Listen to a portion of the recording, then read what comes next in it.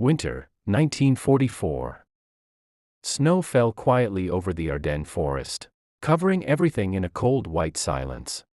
American soldiers crouched in their foxholes, shivering, waiting for orders that might never come. Their breath froze in the air. The only warmth came from a small fire hidden behind their coats, and from a small brown box in their hands, marked U.S. Army K-Ration. Inside that box lay a soldier's lifeline. A few biscuits. A can of cheese. Some chocolate, instant coffee. A few cigarettes, chewing gum, sugar. And sometimes a tin of meat. It didn't look like much, but to the men holding it, it was survival, packed in cardboard and faith. That small box had traveled farther than most soldiers ever would. It began its journey in the factories of America, where women worked long shifts under humming lights, stamping, sealing, and boxing millions of rations a day. Trucks carried them to ports. Ships carried them across oceans. Trains hauled them through war-torn France. And finally, they reached the front, into frozen hands that opened them with hope. The Germans who captured American positions were often puzzled by these rations. They called them luxury food. To them, the idea of chocolate and coffee on the front line seemed impossible. Their own soldiers were eating boiled turnips and stale bread. Supply lines were shattered. Hunger had become an enemy of its own. For the Americans, it was different. Every man knew that, no matter how far he was from home, a warm meal was somewhere nearby, in a jeep, in a parachute crate, or in a small brown box hanging from his belt. That knowledge gave them strength that no propaganda could match. The K-Ration wasn't a gourmet meal.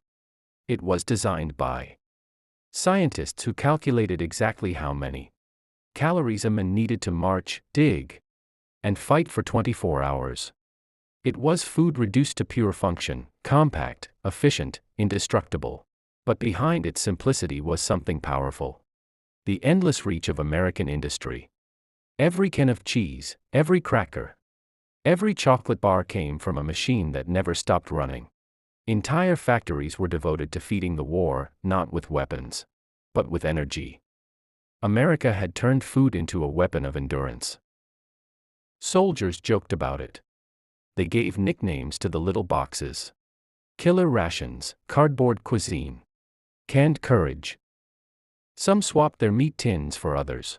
Chocolates, some hoarded coffee packets for long nights. But no matter how much they teased it, they knew what it meant. The U.S. Army never ran out of food. By the end of the war, over 1.5 billion K-Rations had been produced. They fed men from Normandy to Okinawa, from frozen forests to desert outposts. Wherever the American flag advanced, those little brown boxes followed.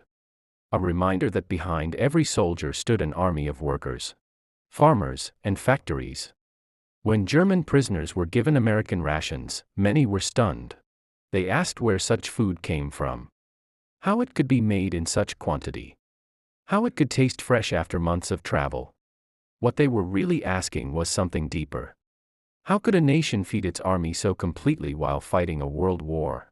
The answer lay in organization, industry, and belief. America had mastered the logistics of feeding not just an army, but an empire on the move. The K-Ration became proof that power isn't only measured in tanks or planes.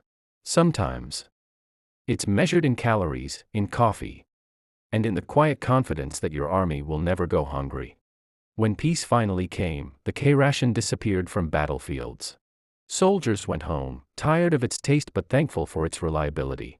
Yet for years after, many kept one box tucked away in a trunk or drawer, a reminder of long nights, cold mornings, and a simple meal that carried them through the darkest days of war. It was never just a ration. It was the heartbeat of a machine that never stopped turning. The taste of a nation's strength sealed in cardboard and tin. The Germans laughed when they first saw it. But when they understood what it represented, they stopped laughing. Because that little box didn't just feed an army. It fed a victory.